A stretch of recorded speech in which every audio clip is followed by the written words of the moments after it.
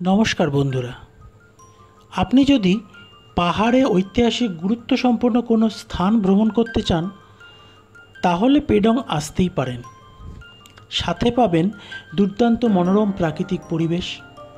পেডংয়ের অবস্থানগত গুরুত্ব তো অসাধারণ। প্রাচীনকালে রেশম সম্পত্তির এক গুরুত্বপূর্ণ স্থান ছিল এই পেডং। তিব্বত থেকে আসা ব্যবসায়ীরা এখানে থেকেই বেশ কিছুদিন বিশ্রাম করতেন। ভুটানি ভাষায় পাইনকে বলা হয় পে আর গাছকে বলা হয় ডং, মিশে গিয়ে পেডং, অর্থাৎ পাইনে ঢাকা ভূমি। এটা বলছি সেই সিল্ক রুট আমলের কথা। 200 বছর পুরনো এক পাইন গাছ এখনও এখানে আছে। চলুন আজকে এমনই এক ছোট্ট পাহাড়ি গ্রাম থেকে ঘুরে আসি। প্রথমেই বলে রাখি, আপনি এই পেডং কিভাবে যাবেন। শিয়ালদা বা হাওড়া স্টেশন থেকে যে কোনো উত্তরবঙ্গগামী ট্রেন ধরে চলে আসুন এনজিপি স্টেশনে। আমাদের ট্রেন ছিল 13147 উত্তরবঙ্গ এক্সপ্রেস, যেটা শিয়ালদা থেকে সন্ধে 7:40 ছেড়ে এনজিপি পৌঁছালো ঠিক সকাল 6:45 নাগাদ। এই এনজিপি স্টেশন থেকে পেডংয়ের দূরত্ব 92 কিলোমিটার। সময় লাগে প্রায় 3 ঘন্টা 30 মিনিট। এনজিপি স্টেশন থেকে শেয়ার গাড়িতে করে প্রথমেই চলে আসুন কালিম্পং বাস স্ট্যান্ডে। মর্নিং ফ্রেন্ডস, কেমন আছো তোমরা সবাই? আশা করি তোমরা সবাই খুব ভালো আছো। আর একটি নতুন ভিডিওতে তোমাদের সবাইকে স্বাগত জানাই। এই কালিম্পং বাস স্ট্যান্ড থেকে শেয়ার গাড়িতে করে চলে আসুন নিরিবিলি পাহাড়ে ঘেরা এই ছোট্ট গ্রাম পেডংয়ে। কালিম্পং বাস স্ট্যান্ড থেকে পেডংয়ের দূরত্ব মাত্র 21 কিলোমিটার। সময় লাগে 1 ঘন্টা আর ভাড়া 120 টাকা। তবে আমাদের এনজিপি থেকে গাড়ি বুকিং করাই ছিল। আমরা স্টেশন চত্বরে কিছুটা সময় কাটিয়ে 7টা নাগাদ রওনা দিলাম পেডংয়ের দিকে। পথে যেতে যেতে চোখে পড়ে গেল দারুণ এক মনোমুগ্ধকর রেস্টুরেন্টের নাম চাশুম রেস্টুরেন্ট। টোস্ট আর অমলেট দিয়ে সকালের এই হেলদি ব্রেকফাস্টটা দারুণ লাগলো আমাদের। এরপর আবার রওনা দিয়ে পেডং পৌঁছালাম যখন, তখন বাজে সকাল 11টা। আমরা যে হোমস্টেতে ছিলাম তার নাম হলো নিউ গ্রিন হোমস্টে।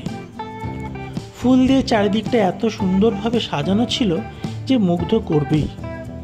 চারিদিকের পরিবেশটাও ছিল অপূর্ব সুন্দর।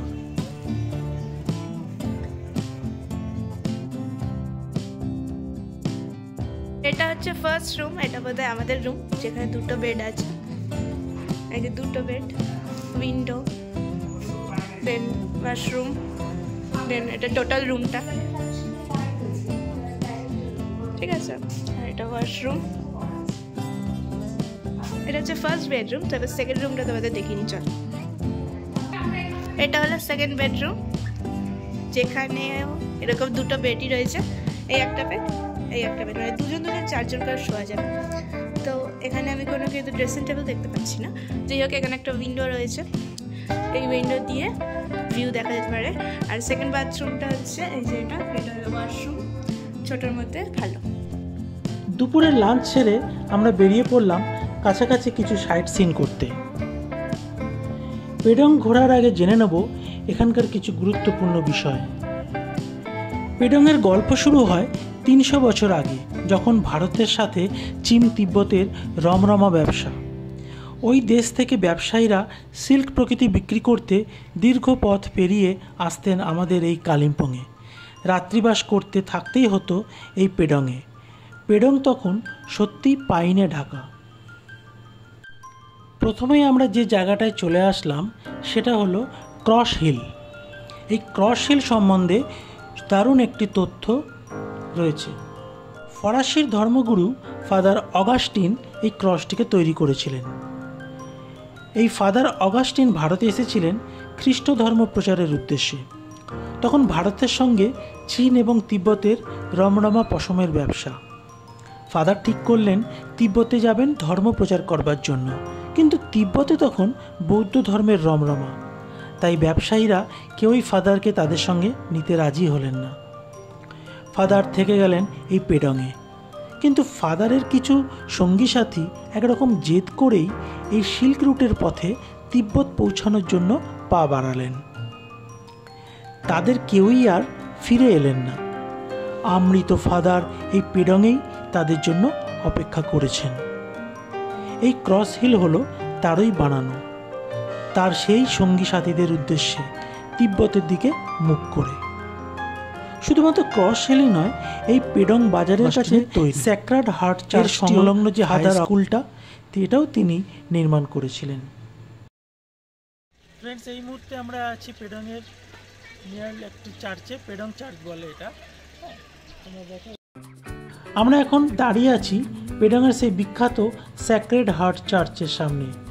এই চার্চটি শুধুমাত্র রবিবার খোলা থাকে। একটি মজার কথা বলি, এইখানেই এই চার্চের সামনে বাংলা সিনেমা যৌতুকগৃহের শুটিং হয়েছিল, যেখানে পরমব্রত আর পায়েল ছিল হিরো হিরোইন। দারুণ লাগলো কথাটা জেনে। এবার চলে আসি পেডংয়ের সবচেয়ে পুরানো মনেস্ট্রি, নাম সাংচেন দর্জি মনেস্ট্রি।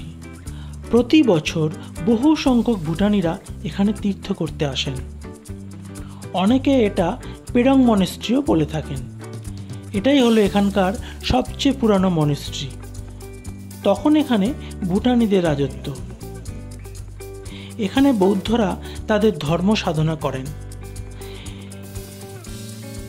এর প্রতিষ্ঠা হয়েছিল 1700 সালে, প্রায় 300-350 বছরের পুরানো। এই সাংচেন দর্জি মনেস্ট্রি পেডং বাজার থেকে মাত্র 2 কিলোমিটার দূরে অবস্থিত।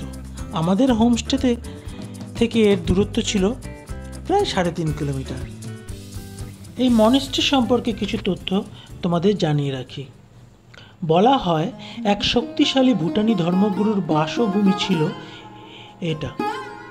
তার নাম হলো জব্রুম নাওয়ান জিমি। 2002 সালে ওনার মৃত্যু হয়। সমাধিস্থ অবস্থায় উনি মৃত্যুবরণ করেন। তারপর থেকে 2017 পর্যন্ত কোনো রকম ওষুধপত্র ছাড়াই উনি দর্শন দিতেন এখানে। তারপর থেকেই এইখানেই মনেস্ট্রিটা গড়ে ওঠে। ওনার বাসভূমিটাকেই মনেস্ট্রি হিসাবে রূপান্তরিত করা হয়। 2017 সালের পর থেকে ওনার সেই মৃতদেহ এখনও এখানে সংরক্ষিত রয়েছে। মনেস্ট্রির মধ্যে এক অপার শান্তি ও পবিত্রতা বিরাজ করছে। বাঁধানো ফটো, বাঁধানো লিপি, বইপত্র, পূজার উপকরণ, এই সমস্ত ছাড়াও এই মনেস্ট্রির সংগ্রহে রয়েছে প্রায় 300টি ফ্রেস্কো প্রিন্টিং, যা দেখলে মুগ্ধ হতেই হয়। প্রতি বছর ভুটানিজ ক্যালেন্ডার অনুযায়ী এপ্রিল থেকে মে মাসের মধ্যে এখানে চাম ড্যান্স বা মাস্ক ড্যান্সের আসর বসে, অর্থাৎ মুখোশ পরে নাচের আসর, যেখানে মূলত ভুটানের দ্রুকপা কালচারকে তুলে ধরা হয়।